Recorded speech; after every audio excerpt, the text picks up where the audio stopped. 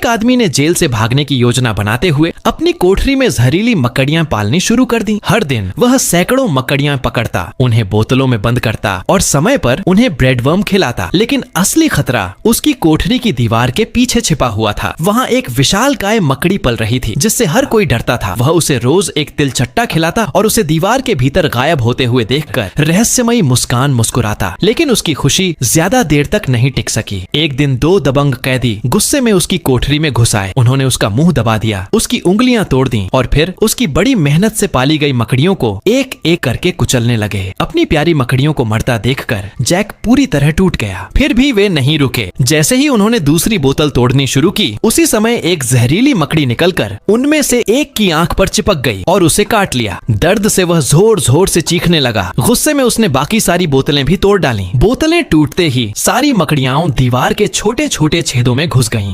शोर सुनकर जेलर वहां पहुंच गया। घायल कैदी ने तुरंत सारा इल्जाम जैक पर लगा दिया, लेकिन जेलर समझ गया कि गलती उन्हीं दोनों की थी। बिना कुछ कहे वह घायल कैदी को इलाज के लिए मेडिकल रूम ले गया। जमीन पर बिखरी हुई मरी मकड़ियों को देखकर जैक की आंखों में नफरत भर गई। उसने बदला लेने की कसम खाई। उसने जमीन पर अजीबोगरीब निशान बनाए, उनके बीच लेट गया और एक रहस्यमयी अनुष्ठान शुरू कर दिया। कुछ ही देर में दीवार के छेदों से मकड़ियां निकलकर उसके पूरे शरीर पर रेंगने लगी। तभी दीवार के भीतर छिपी वह विशालकाय मकड़ी भी बाहर आ गई। जैसे जैसे वह जैक के करीब आती गई, उसके चेहरे पर डर का नामो निशान नहीं था, बल्कि एक भयानक मुस्कान फैलती जा रही थी। उसी समय गश्त कर रहा एक सुरक्षा कर्मी आवाज सुनकर वहां पहुंचा। इससे पहले कि वह कुछ समझ पाता, मकड़ियों ने उसे हवा में उठा लिया। उसने आखिरी बार पीछे मुड़कर देखा तो उसके शरीर में सिहरन दौड़ गई, क्योंकि अब जैक पहले जैसा इंसान नहीं रह गया था।